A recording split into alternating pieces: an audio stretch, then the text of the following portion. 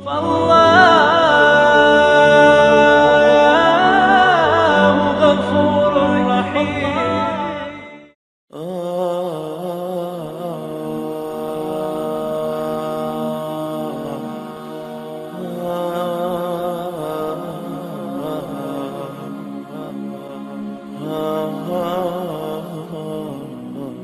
Saudara-saudara, kita duduk di majelis yang mulia ini untuk memperingati Isra wal Mi'raj baginda Nabi besar Muhammad SAW.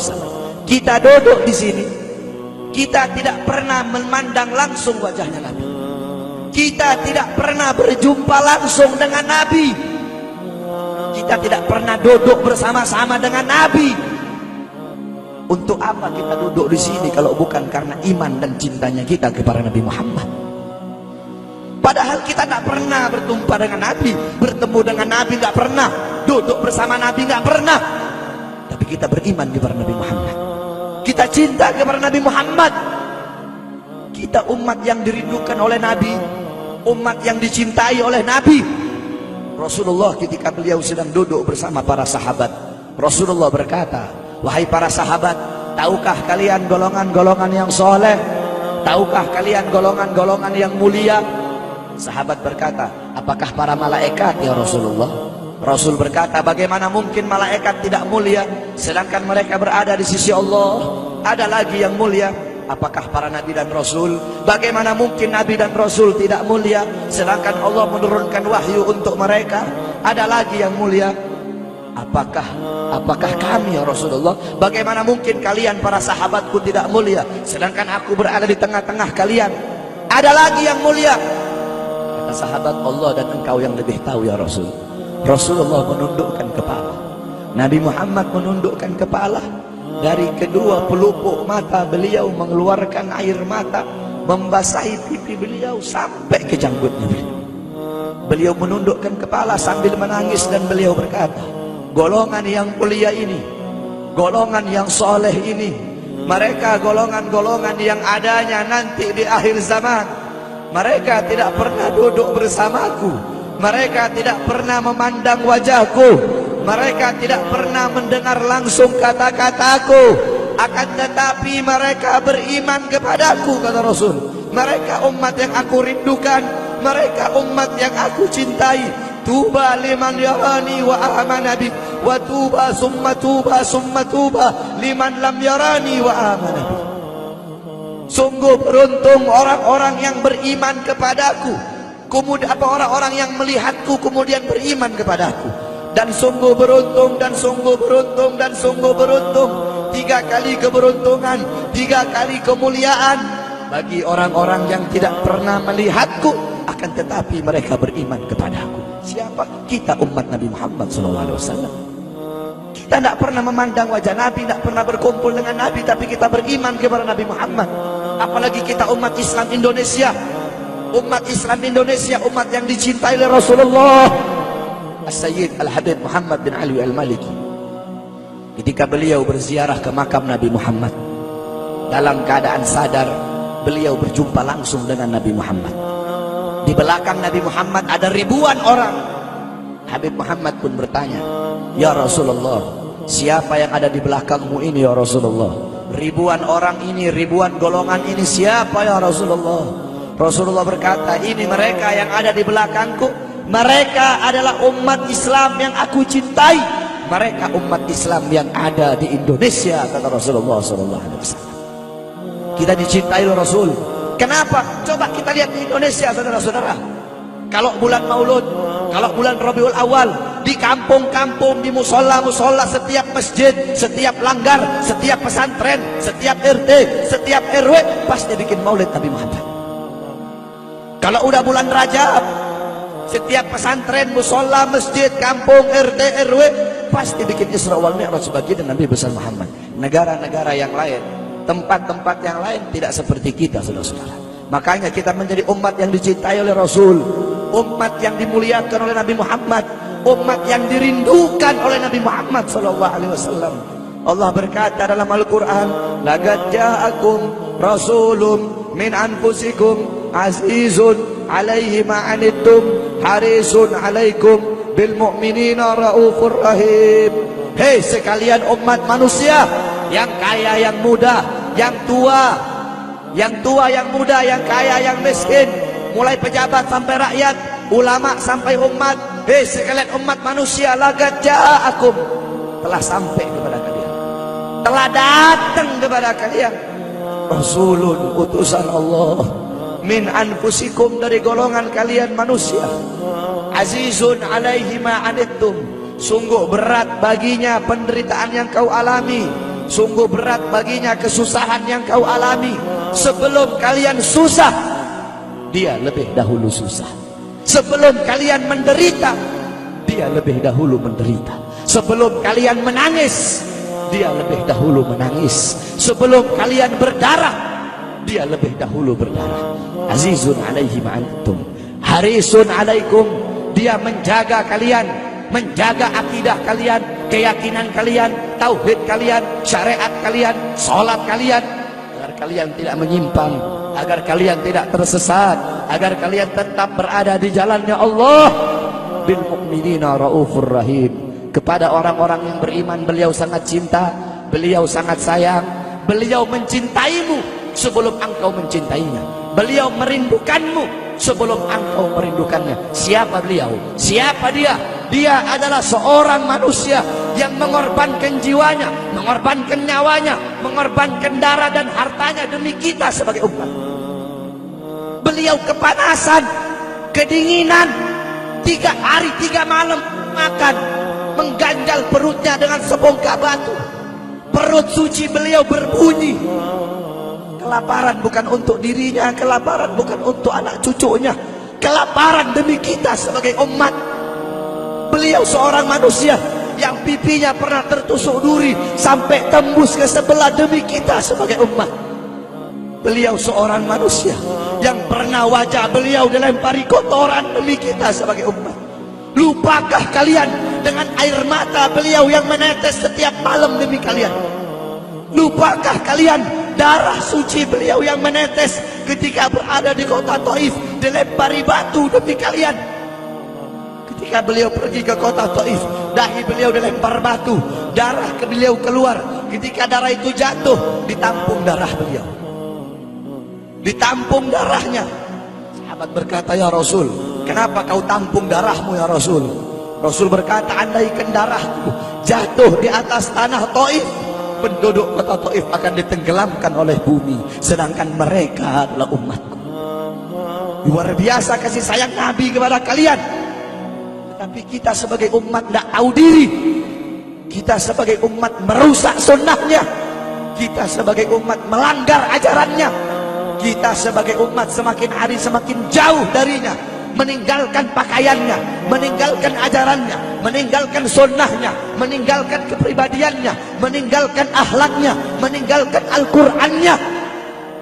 Rasulullah SAW yang dimana gal Sayyidina Ali karamallahu wajhah, inna Rasulullah fi akhir nafsi harragat syafataihi marratain fa'algaitu sam'i fasami'tuhu yaqul ummati ummati faqubida Rasulullah sallallahu alaihi wasallam wa qala law kanat ad-dunya tadumu li wahidin la kana Rasulullah sallallahu alaihi wasallam fiha mukhallada. Dari Sayyidina Ali karamallahu wajhah, ketika akhir-akhir detik-detik kematiannya Rasulullah, beliau mendengar, beliau melihat dari bibir Rasulullah bergerak dengan 2 kali gerakan. Beliau mendekatkan telinganya, mendekatkan pendengarannya, dan beliau mendengar Rasulullah berkata, ummati, ummati. Fagubida Rasul, meninggal Rasulullah SAW. Ketika nyawa Rasulullah akan dicabut, Rasulullah berkata kepada Jibril, wahai Jibril, aku belum puas meninggalkan umat. Aku tidak mau meninggalkan mereka dalam keadaan belum diberi jaminan oleh Allah.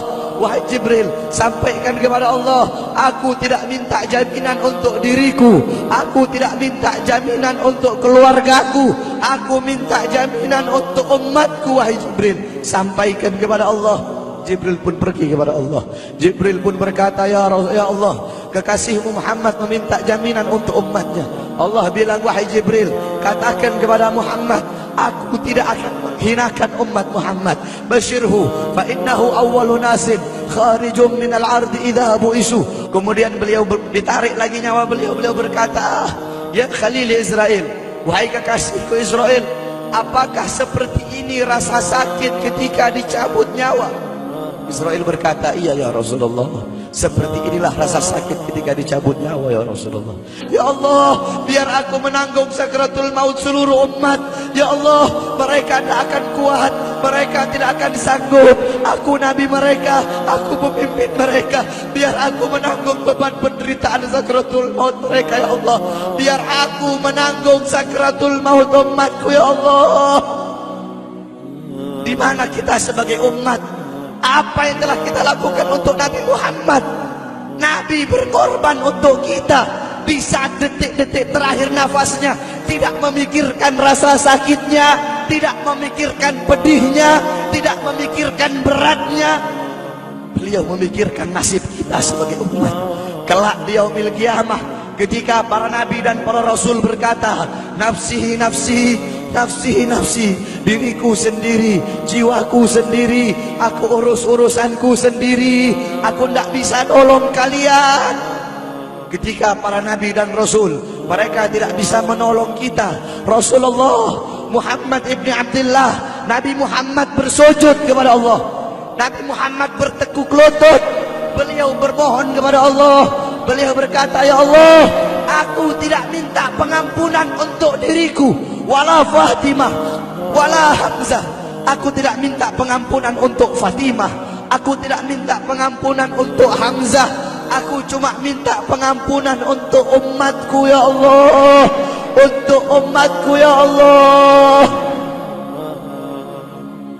Rasulullah tidak meminta pengampunan untuk dirinya, tidak meminta pengampunan untuk anaknya, tidak meminta pengampunan untuk paman bibinya, tidak meminta pengampunan untuk keluarga atau anak cucunya, tetapi beliau meminta pengampunan untuk kalian sebagai umat.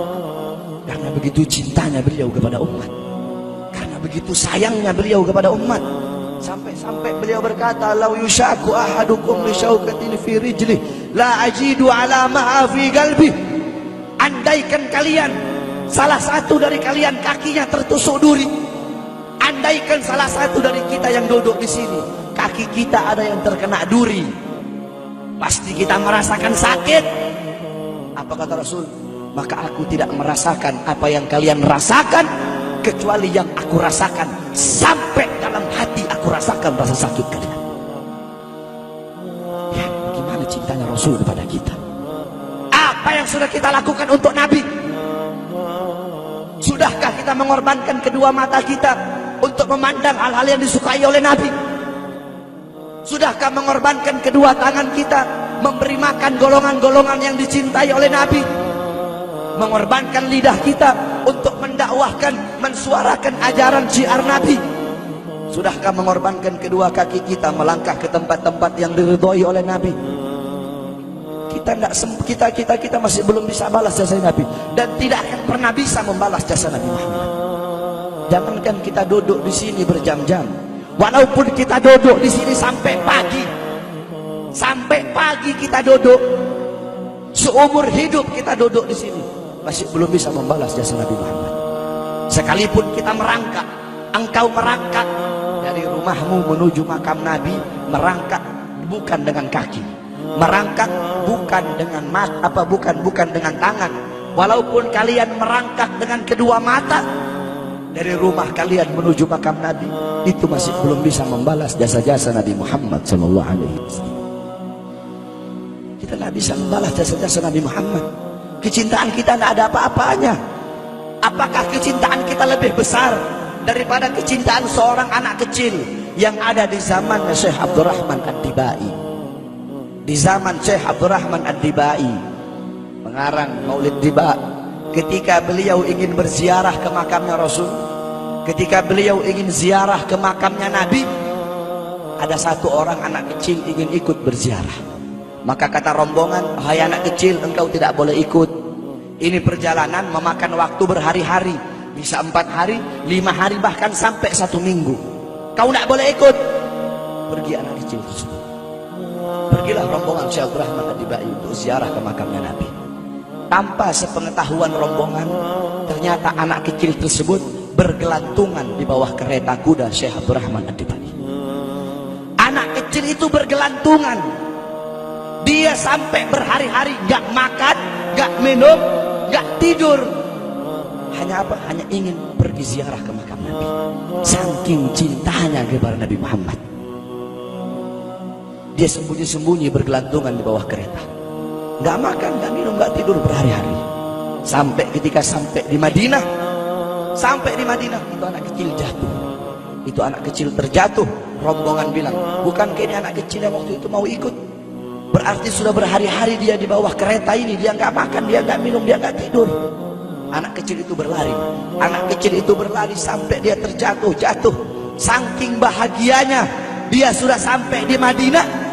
Dia ambil debu-debu Madinah, pasir Madinah, dia ambil, dia usapin ke mukanya. Saking bahagianya, sampai itu anak mati.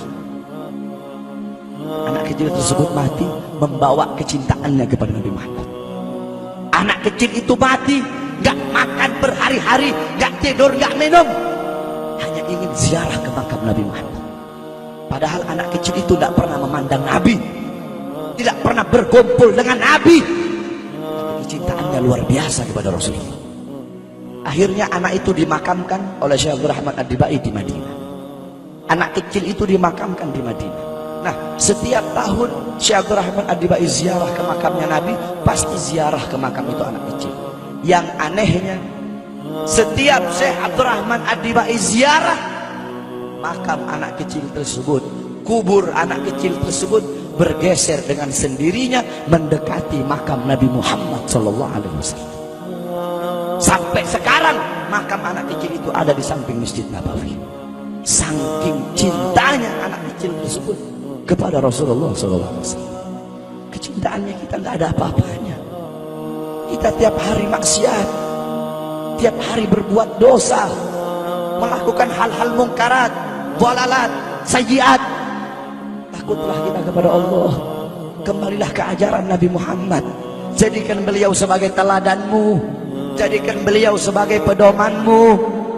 Hidupkan rumah tanggamu dengan ajaran beliau. Hidupkan kampungmu dengan dengan ajaran dan sunnah beliau. Jadikan rumah tanggamu rumah tangga Sayyidina Muhammad, kampungmu kampung Sayyidina Muhammad, desamu desa Sayyidina Muhammad, kotamu kota Sayyidina Muhammad sallallahu alaihi wasallam.